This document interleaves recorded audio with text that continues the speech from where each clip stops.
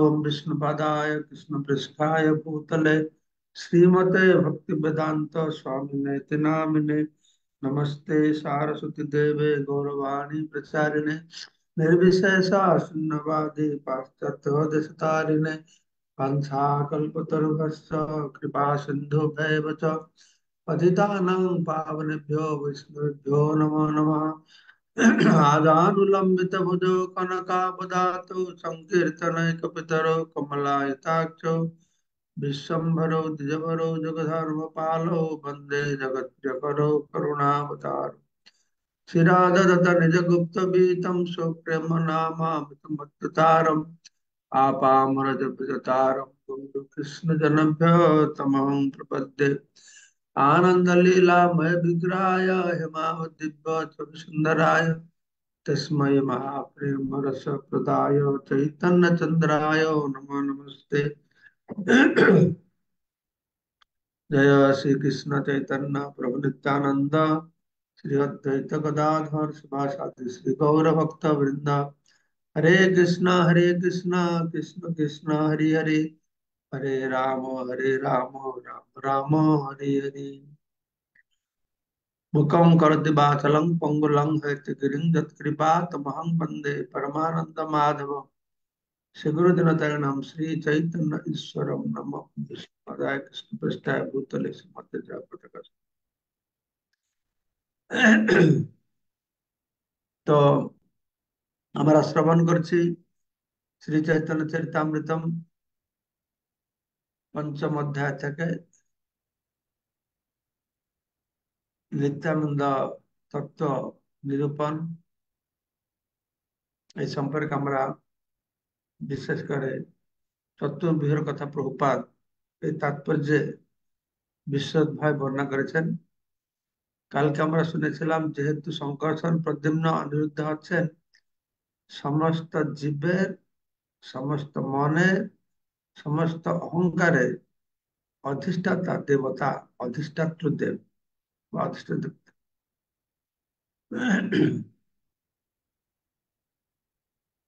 সংকর্ষণ জীবের প্রদ্যুম্ন মনের অনিরুদ্ধ অহংকারের। তাই সংকর্ষণ প্রদ্যুম্ন অনিরুদ্ধকে যথাক্রমে জীব মন অহংকার রূপে বর্ণনা বৈদিক শাস্ত্র বিরুদ্ধ নয়। তো এখানে মনে রাখতে হবে যে বৈদিক শাস্ত্রে সংকর্ষণকে জীব বলা হয়েছে তার কারণ হচ্ছে সংকর্ষণ হচ্ছেন জীবের অধিষ্ঠাত্রী দেবতা অর্থাৎ সমস্ত জীব সংকর্ষণ মধ্যে বাস করেন। তার অর্থ নয় যে সংকর্ষণ একজন সাধারণ জীব, তা নয়। তো এই নামগুলি অধিষ্ঠাত্রী দেবতা দ্যোতক, ঠিক যেমন ব্রহ্মকে কখন কোন আকাশ বা জ্যোতি বলে বর্ণনা করা হয়। ব্রহ্ম জ্যোতি আমরা বলি, সে হচ্ছে ব্রহ্ম। ঠিক সেই রকম ব্রহ্ম মানে শুধু একটা জ্যোতি নয়, কত তো জ্যোতি আছে। আকাশ সঙ্গে আমরা তুলনা করি, চিদ আকাশ পরব্রহ্ম এটা বলি, কিন্তু আসলে যে নিরাকার ব্রহ্ম, তাই না? ঠিক সেরকম এই জীব বললেও সংকর্ষণ হচ্ছেন বৈদিক সাথে কোথায় জীব বলে বলা হলেও তিনি হচ্ছে সমস্ত জীবের ধারক অধিষ্ঠাত্রী দেবতা,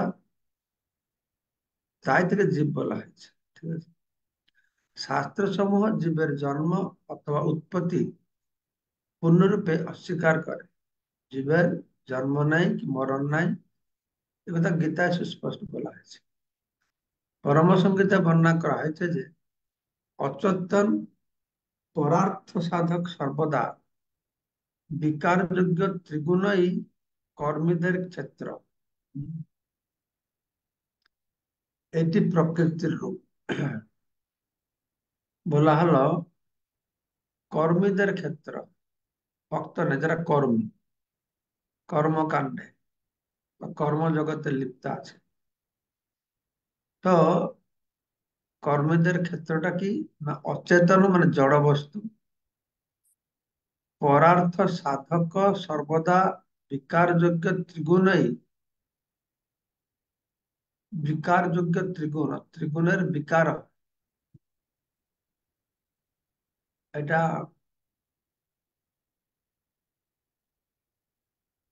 পরার্থ সাধক কেন বলা হলো আমি ধরতে পারছি না। যারা বই দেখছেন যে পরার্থ সাধক আছে না বাধক আছে, এটা একটু আমাকে দেখতে হবে আবার। এটা ইংরেজিতে আমাকে বুঝতে হবে কি প্রভুপাত বলেছেন এটা। প্রকৃতি বহিরঙ্গ ভাবে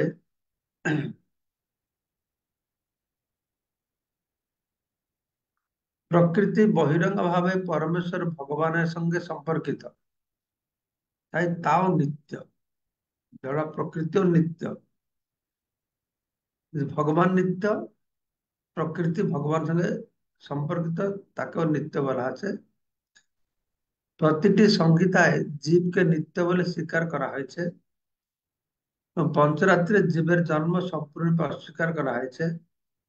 যারই সৃষ্টি হয় তার বিনাশ অবশ্যম্ভাবী। জীবের উৎপত্তি স্বীকার করলে বিনাশও স্বীকার করা যায় না। কিন্তু জীব যখন নিত্য, তখন তার উৎপত্তি বা জন্ম আপনা থেকেই প্রতিষিদ্ধ হয়েছে। যে নিত্য, নিত্য মানে জন্ম নেই কি মৃত্যু নেই, ছিল, আছে, থাকবে।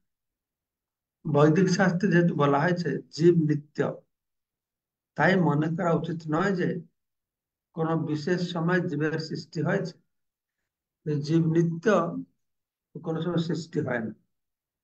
এইটাই হয় যখন ভৌতিক সৃষ্টি হয়, ভগবান সংকর্ষণ, তিন মহাসংকর্ষণ বিষ্ণু প্রকট হয়, তার থেকে জীব সমস্ত প্রকাশিত হয়। জীব সবসময় আছে। আর যখন ব্রহ্মার আয়ুর শেষে সম্পূর্ণ প্রলয় হবে, তখন এই সময় জীব সকল গিয়ে সেই মহাবিষ্ণু, যিনি হচ্ছেন মহাসংকর্ষণের প্রকাশ, তার মধ্যে গিয়ে অবস্থান করবে। পরম সংহিতায় শুরুতে স্পষ্টভাবে বর্ণনা করা হয়েছে যে জড় জগৎ নিরন্তর পরিবর্তনশীল।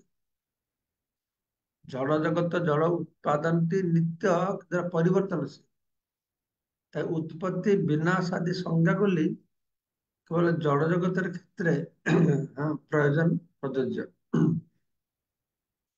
এই সমস্ত বিষয়গুলি বিবেচনা করে সহজে বুঝতে পারা যায় যে জীব রূপে সংকর্ষণের জন্ম হয় বলে শঙ্করাচার্য যে বর্ণনা করেছেন, তার সর্বতঃ বৈদিক সিদ্ধান্ত বিরুদ্ধ। তখন দেখা যাচ্ছে যে শঙ্করাচার্য তার ব্যাখ্যাতে বা কোথায় এরকম কথা বলেছেন যে সংকর্ষণ হচ্ছেন জীব, তো সেটা ভুল বলে প্রমাণিত করছেন বৈষ্ণব আচার্যরা। তো শঙ্করাচার্যের মতবাদ উপরোক্ত যুক্তিগুলির দ্বারা সর্বতঃ খণ্ডিত হয়েছে। এই বিষয়ে শ্রীধর স্বামীর শ্রীমদ ভাগবতের ভাষ্য খুবই আলোকপ্রদ। শ্রীমদ ভাগবতম তৃতীয় স্কন্ধ প্রথম অধ্যায় 34 নম্বর ভাষ্যতে শঙ্করাচার্য শ্রীধর স্বামী শঙ্করাচার্যের যুক্তি খণ্ডন করেছেন। শঙ্করাচার্য যে সংকর্ষণকে জীব রূপে বর্ণনা করেছেন, সেই মতবাদ খণ্ডনে বিস্তৃত বিবরণ জানতে হলে শ্রীমৎ সুদর্শন আচার্যকৃত শ্রীভাষ্যের শ্রুত প্রকাশিকা টিকা আলোচনা করা যেতে পারে। আদি চতুর্বিহ কৃষ্ণ, বলদেব, প্রদ্যুম্ন, অনিরুদ্ধ, আর একটি চতুর্বিহে প্রকাশিত হয় চিদ আকাশে বৈকুণ্ঠে বিরাজ করে। তো আদি চতুর্বিহ বা প্রথম চতুর্বিহ বাসুদেব, কৃষ্ণ, বলদেব, প্রদ্যুম্ন, অনিরুদ্ধ। তো তারা আরেকটি চতুর্ভুজে প্রকাশিত হচ্ছেন চিদ আকাশে বৈকুণ্ঠে বিরাজমান।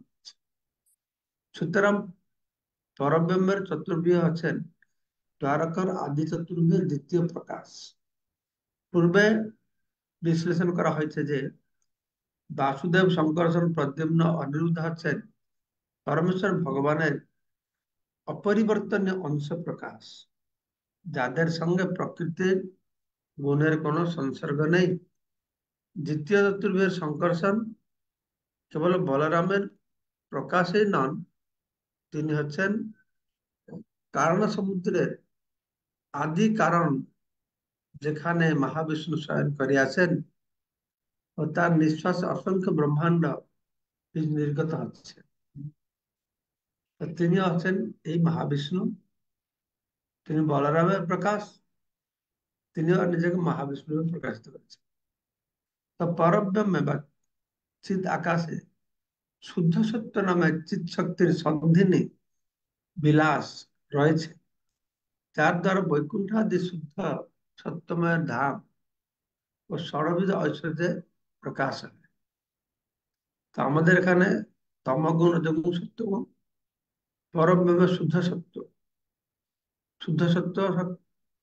শুদ্ধ সত্য স্তরে সেটা আছে কি বাসুদেব স্তর, বসুদেব স্তর। আর সেখানে কি করে চিৎ শক্তি, স্বরূপ শক্তি, অন্তরঙ্গ শক্তি কাজ করে।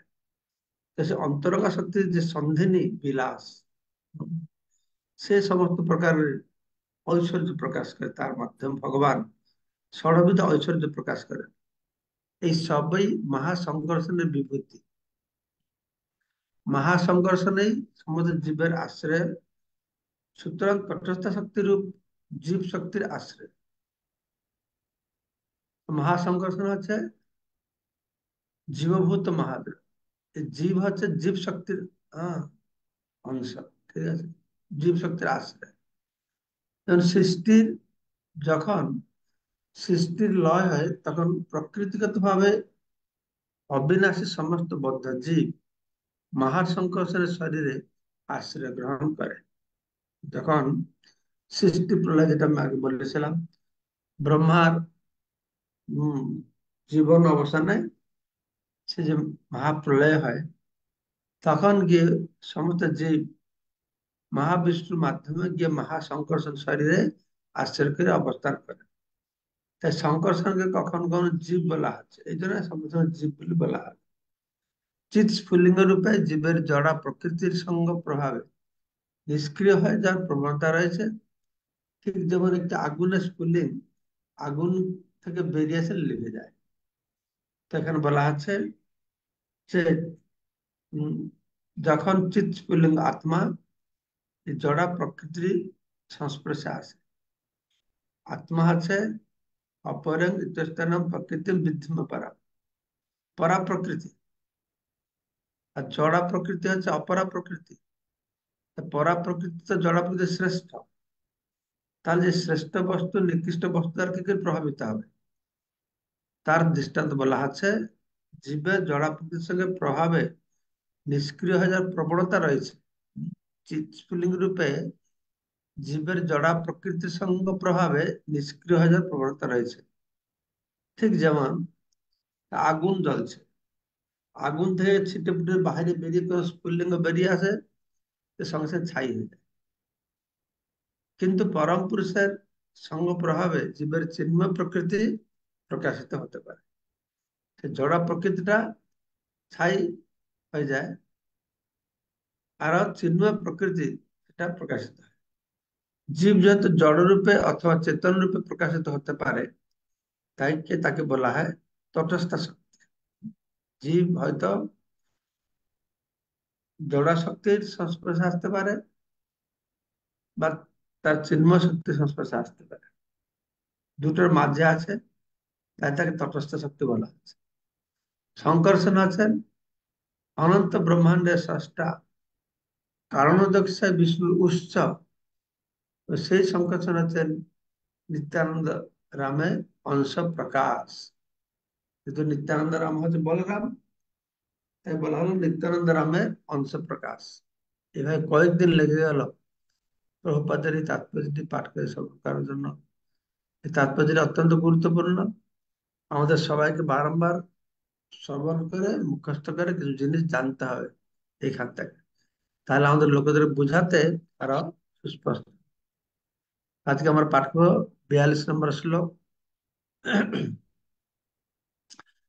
তাহা যে রামের রূপ মহাসংকর্ষণ, চিৎ শক্তি আশ্রয় তিহ কারণের কারণ। সেখানে মানে কোথায়, চিৎ আকাশে মহাসংকর্ষণ নামক বলরামের প্রকাশ। তিনি হচ্ছেন এই চিৎ শক্তির আশ্রয়। তিনি সমস্ত কারণে পরম কারণ। চিৎ শক্তি বিলাস এক শুদ্ধ সত্য নাম, শুদ্ধ সত্যময় যত বৈকুণ্ঠের দাম। চিৎ শক্তির বিলাস, এটা তো বলা হচ্ছে চিৎ শক্তি তিন ভাগে বিভক্ত হলো। চিৎ শক্তি, অন্তরঙ্গ শক্তি বা স্বরূপ শক্তি তিন ভাগে বিভক্ত হলো। হুম। বা না, এখানে বলে চিৎ শক্তি বিলাস, তাকে শুদ্ধ সত্য বলা আছে, যে ত্রিগুণের অতীত। চিৎ শক্তি হচ্ছে শুদ্ধ সত্য। হুম। তো বৈকুণ্ঠ আদি যত ধাম রয়েছে, এগুলো সব শুদ্ধ সত্যময়, অর্থাৎ তমগুণ রজগুণ সত্যগুণের দ্বারা প্রভাবিত নয়। আর সেখানে ভগবানের এই চিৎ শুদ্ধ সত্যের প্রভাবে তার ষড় ঐশ্বর্য প্রকাশিত হয়। ষড় ষড়বিধ ঐশ্বর্য তাহা সকল চিন্ময়, শঙ্কর্ষণের বিভূতি সব জানিও নিশ্চয়। এই ষড়বিধ ঐশ্বর্য সর্বতভাবে চিন্ময়। আর নিশ্চিতভাবে জেনে রাখুন যে সেই সব হচ্ছে শঙ্কর্ষণের বিভূতি। শঙ্কর্ষণের বিভূতি ফলে শঙ্কর্ষণের বিভূতি এটা। শঙ্কর্ষণের বিভূতি সব জানিহ নিশ্চয়। জীব নাম তষ্টস্থাক্ষ এক শক্তি হয়, মহাশঙ্কর্ষণ সব জীবের আশ্রয়। এই জীব যে বলা হলো, এই হচ্ছে তটস্থা নামক একটি শক্তি। তো জীব হচ্ছে শক্তি, ভগবান শক্তিমান। আর সে ভগবান কি করেছেন, এই জীবকে ধারণ করে রেখেছেন সংকর্ষণ শেষ নাগত। যাহা হইতে বিশ্ব উৎপত্তি, যাহাতে প্রলয়, সেই পুরুষের সংকর্ষণ সমাশ্রয়। তো যাহা হইতে বিশ্ব উৎপত্তি, যার থেকে বিশ্ব ব্রহ্মাণ্ডের সৃষ্টি হয়েছে, তো যার মধ্যে প্রলয় সব লীন হচ্ছে, লীন হয়ে যাবে, সেই পুরুষের আশ্রয় আছেন সংকর্ষণ। তাহলে কোন পুরুষ বিশ্ব সৃষ্টি আর প্রলয় হয়েছে? কোন পুরুষের থেকে? না, মহাবিষ্ণু কারণ সেই বিষ্ণু কাছ থেকে এই বিশ্ব সৃষ্টি হয়েছে। আর প্রলয়ের মধ্যে সময় সব তাদের লীন হয়ে যাবে। তাই এখানে বলা হচ্ছে সেই পুরুষের আশ্রয় হচ্ছে শঙ্কর্ষণ, অর্থাৎ সে মহাবিষ্ণু, তার আশ্রয় হচ্ছেন মহাশঙ্কর্ষণ। সর্বাশ্রয় সর্ব অদ্ভুত, ঐশ্বর্য অপার, অনন্ত কহিতে না রে মহিমা যাহার। তো তিনি অর্থাৎ সেই শঙ্কর্ষণ, তিনি সর্বাশ্রয়, সবাইকে আশ্রয় দিয়ে রেখেছেন। কেননা এই সমস্ত ব্রহ্মাণ্ড, সমস্ত জীব ব্রহ্মাণ্ড ধ্বংসের পরে যে তাকে আশ্রয় করে থাকে, তাই বলা হলো শঙ্কর্ষণকে আশ্রয় করে থাকে।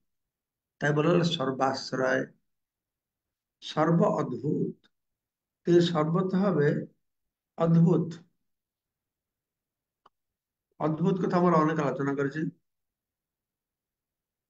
তার অচিন্ত সত্যের কথা আলোচনা করেছি। তিনি কিভাবে অনেক দূরে থেকেও কাছে আছেন, এরকম বিভিন্ন কথা, অদ্ভুত লীলা আমরা আলোচনা করছি। ঐশ্বর্য অপার, তার অসীম ঐশ্বর্য রয়েছে। এমনকি অনন্ত পর্যন্ত যার মহিমা বর্ণনা করতে পারে না। অনন্ত কহিতে না রে মহিমা যাহার, অনন্ত দেব তার সহস্র মুখ দিয়ে সংগঠন মহিমা বর্ণনা করতে পারবেন।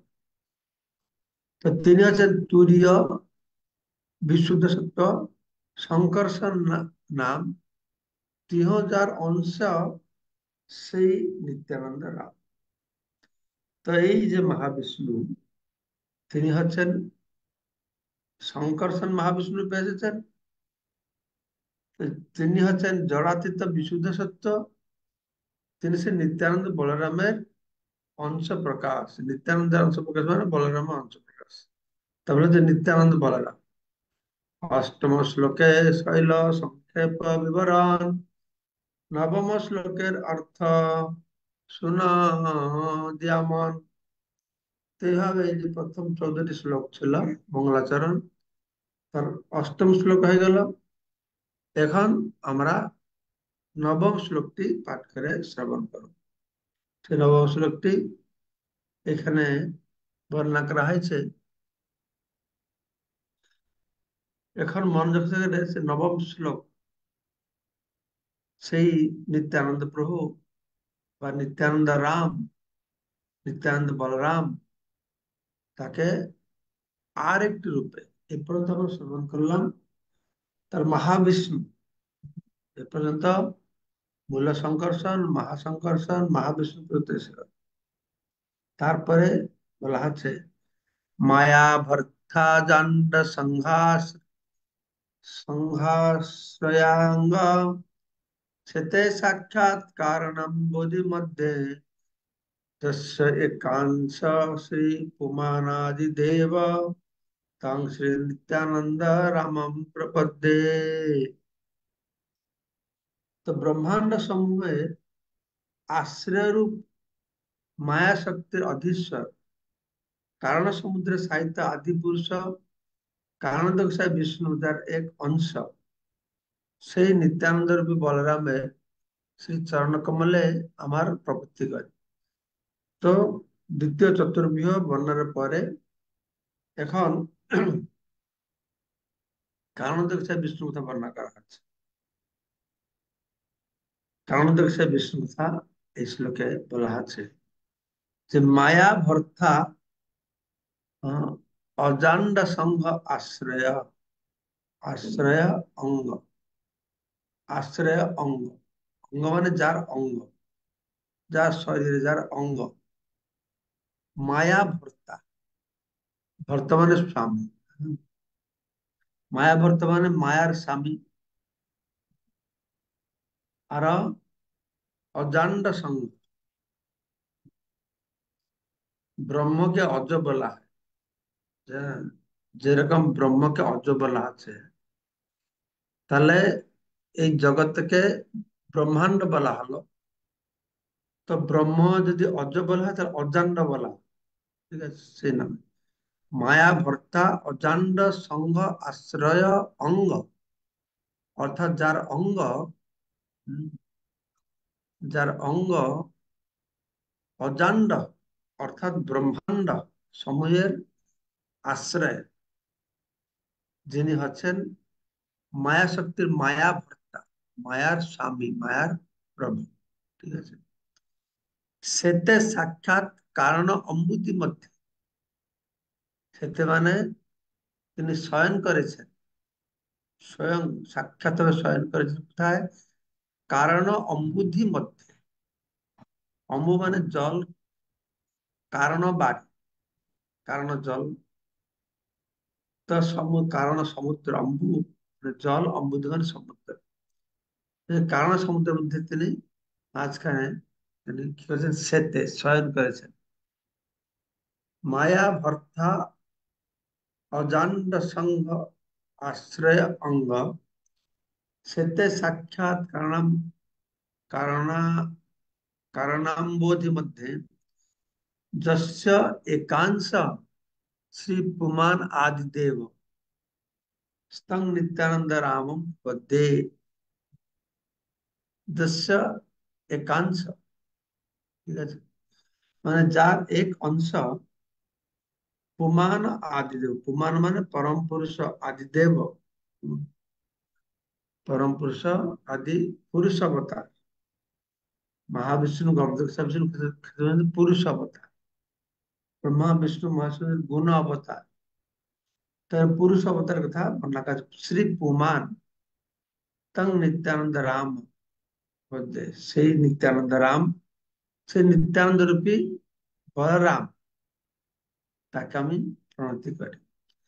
তো অনুবাদ বলা আছে ব্রহ্মাণ্ড সময়ের আশ্চর্যরূপ মায়া শক্তির অধীশ্বর কারণ সমুদ্রের সাহিত্য আদি পুরুষ কারণোদকসায় বিষ্ণু যার এক অংশ, সেই নিত্যানন্দ রূপী বলরামের যে চরণ কমলে আমি প্রপত্তি করি। পুমান আদিদেব এক অংশ পুমান, কারণ অম্বুধি মধ্যে, হ্যাঁ, সমুদ্র, কারণ সমুদ্রের মাঝখানে যার এক অংশ হচ্ছে কি না পরম পুরুষ শ্রী পুমান তং নিত্যানন্দ রামম তং নিত্যানন্দ রামম প্রপদ্যে। সে নিত্যানন্দ রূপী বলরামকে আমি প্রপত্তি করছি। তো ঠিক আছে, 50 নম্বর শ্লোক পর্যন্ত হলো। কালকে আমার 51 নম্বর শ্লোক থেকে পাঠ করেছিল।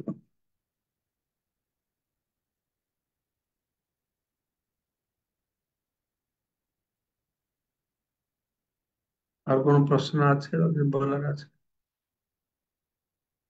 ব্রজ গোপী রাধারানী বলুন।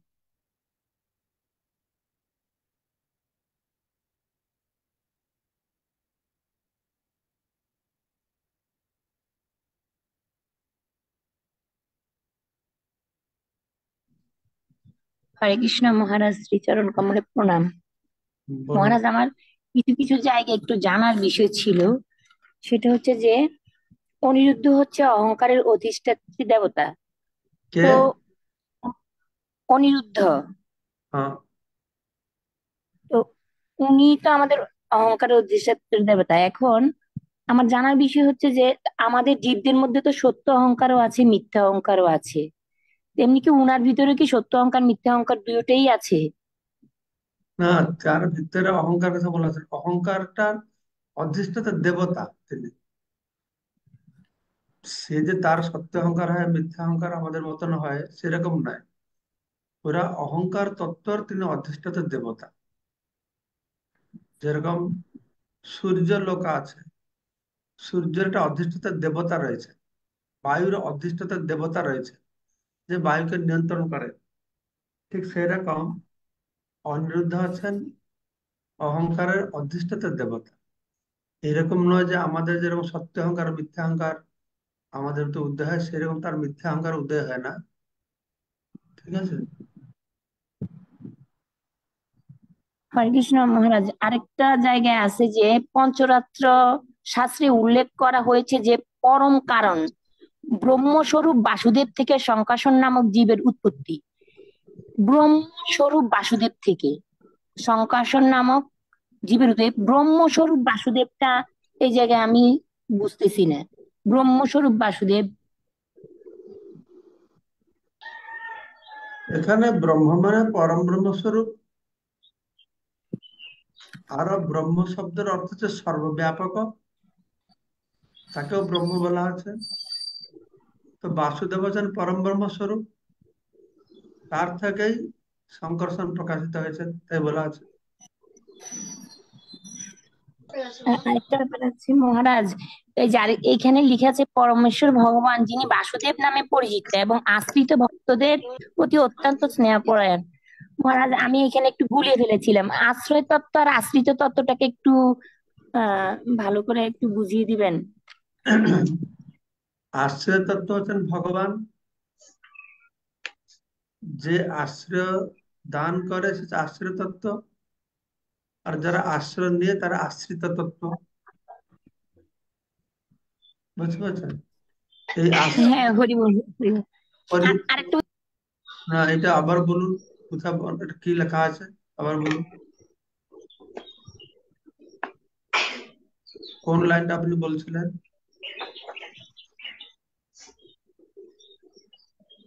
মাতাজি মিউট করে দিয়েছে, হরি বল। কে আছো? মাতাজি মিউট হয়ে গেছে। হরি বল। হ্যাঁ বলুন। পরমেশ্বর ভগবান যিনি বাসুদেব নামে পরিচিত এবং আশ্রিত ভক্তদের প্রতি অত্যন্ত স্নেহপরায়ণ, হ্যাঁ ঠিক তিনি আছে। চতুর্ভুজ রূপ। ঠিক আছে। তাহলে এটাই। আশ্রিত ভক্ত মানে আরেকটা- জীব, জীব হচ্ছে আশ্রিত, ভগবান হচ্ছেন আশ্রয়। ভগবান হচ্ছে জীব হচ্ছে সেবক, ভগবান হচ্ছেন সেব্য। যেন কখন কখন গুরুদেবকেও ভগবান বলা হয়। আরেকটা হচ্ছে এখানে বলো। বলেছে যে নৃসিংহ, রাম, শেষ ও কুর্ম আদি অবতারদের অর্চনার ফলে শঙ্কর্ষণ আদি চতুর্ভুজ অর্চন স্তরে উন্নীত হওয়া যায়। তো আমার একটু জানার বিষয় ছিল যে নৃসিংহ, রাম, শেষ, কুর্ম এই সকল অবতার কি চতুর্ভুজ থেকেই প্রকাশিত হয়? হ্যাঁ, এই ভৌতিক জগতে যে কোনো ভগবত স্বরূপ আসবে তাদেরকে এই ক্ষীরোদক্ষা বিষ্ণু মাধ্যমে আসতে হবে। এই ক্ষীরোদক্ষা বিষ্ণু গর্ভদক্ষা বিষ্ণু থেকে আসছে, গর্ভদক্ষা বিষ্ণু মহাবিষ্ণু থেকে আসছে, মহাবিষ্ণু শঙ্কর্ষণ থেকে আসছে। তাই এই জগতে আমরা এই সমস্ত ভগবত স্বরূপকে যখন আমরা উপাসনা করি, তার মাধ্যমেও শঙ্কর্ষণের উপাসনা হয়, কারণ এরা শঙ্কর্ষণ মাধ্যমে শঙ্কর্ষণ থেকে আসছে। ঠিক আছে, সুধাময় প্রভু বলুন। হরে কৃষ্ণ মহারাজ, ধন্যবাদ, প্রণাম মহারাজ। তো অপূর্ব সুন্দর, খুব সুন্দর ক্লাসের জন্য ধন্যবাদ আপনাকে। তো এখানে মহারাজ বলছে 43 নম্বর শ্লোকে বলছে চিত চিত শক্তি বিলাস এক। তো চিত শক্তি মানে জ্ঞান শক্তি, আর এই বিলাস বলতে এটা ঠিক বুঝতে পারলাম না, এটা যদি একটু বলেন কেন। না, এখানে চিৎ শক্তি মানে শুধু জ্ঞান শক্তি নয়, চিৎ শক্তি মানে চিন্ময় শক্তি, স্বরূপ শক্তি। আর তুমি যে বলছো চিৎ সচ্চিত আনন্দ, সেই ক্ষেত্রে বলছে জ্ঞান শক্তি, তাই না? হ্যাঁ হ্যাঁ হ্যাঁ হ্যাঁ। কিন্তু এখানে চিৎ মানে চিন্ময়, চিৎ ও, মানে স্বরূপ শক্তি, অন্তরঙ্গ শক্তি। তার বিলাস মানে সেখানে যে চিৎ শক্তি যেখানে কাজ করে, হ্যাঁ, বিলাস করে, তার প্রভাব যেখানে রয়েছে, হ্যাঁ, প্রভাব। চিৎ শক্তির প্রভাবে বৈকুণ্ঠে সবকিছু কার্যকলাপ হচ্ছে, তাই সেখানে চিৎ শক্তির বিলাস বলা আছে। আচ্ছা, ঠিক মহারাজ, প্রণাম। আর আরেকটা মহারাজ 48 নম্বর শ্লোকে তুরীয় আর বিশুদ্ধ সত্য। তুরীয় মানে কি শুদ্ধ, না এটা এটা জানছি। তুরীয় শব্দ এমনি কি লেখা আছে, অনুবাদে কি বলা হয়েছে? অনুবাদে বলা আছে আহ, আহ, সেই শঙ্কর্ষণ যিনি হচ্ছেন জড়, ইয়েতে, তিনি হচ্ছেন জড়াতীত, হচ্ছে বিশুদ্ধ সত্য, সেই তিনি সেই নিত্যানন্দ, হচ্ছে বলরামের অংশ প্রকাশ। তো তুরীয় মানে জড়ের অতীত, তুরীয় মানে চিন্ময়। ঠিক আছে, তো আচ্ছা। তুরীয় বলে এই শব্দটা আমি শুনেছি যে আমাদের এই জড়জগতের তিনটে ডাইমেনশন আছে, দৈর্ঘ্য, প্রস্থ, উচ্চতা। স্পিরিচুয়াল ওয়ার্ল্ডের ফোর্থ ডাইমেনশন আছে, তাকে তার ক্ষেত্রে তুরীয় শব্দ ব্যবহার করা হয়। তুরীয়, তো সেটা চিন্ময় বলে এখানে বলা হয়েছে, প্রপাত বলছে। ঠিক আছে, হুম। প্রণাম। বিদ্যুৎ প্রভু বলুন। হরে কৃষ্ণ, ধন্যবাদ, প্রণাম মহারাজ। খুব সুন্দর ক্লাসের জন্য ধন্যবাদ মহারাজ। আজকে যেখান থেকে পাঠ হলো সেখান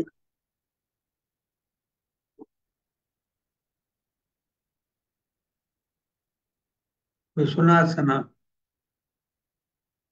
আপনার কথা আমরা শুনতে পারছি না। কানেক্ট হয়ে গেছে মনে হয় মহারাজ, বিদ্যুৎ প্রভু। মিউট হয় না তো, দেখাচ্ছে না তো মিউট হয়েছে বলে। হ্যাং হ্যাং হয়ে গেছে। নেট ডিসকানেক্ট হয়ে গেছে মহারাজ। ও আচ্ছা, ডিসকাউন্ট। ঠিক আছে, তাহলে আজকে আমার এখানে সিদ্ধান্তের মতো কথা বিশ্রাম দিচ্ছি। সবাইকে অশেষ ধন্যবাদ। বাঞ্ছা কল্পতরুভ্যশ্চ পিতানাং পাবনেভ্यो বৈষ্ণবেভ্यो নমো নমঃ। জয় জয় জয় জয় শ্রী জয় কৃষ্ণ। শিল প্রভুপাদ কি জয়, জয় জয় শ্রী মহারাজ, শ্রীমদ জয় মহারাজ কি জয়, জয় জয় শিল প্রভুপাদ কি জয়, জয় অনন্ত গুরু বৈষ্ণব সমবেত গৌর ভক্তবৃন্দ কি জয়। জয়। জয়।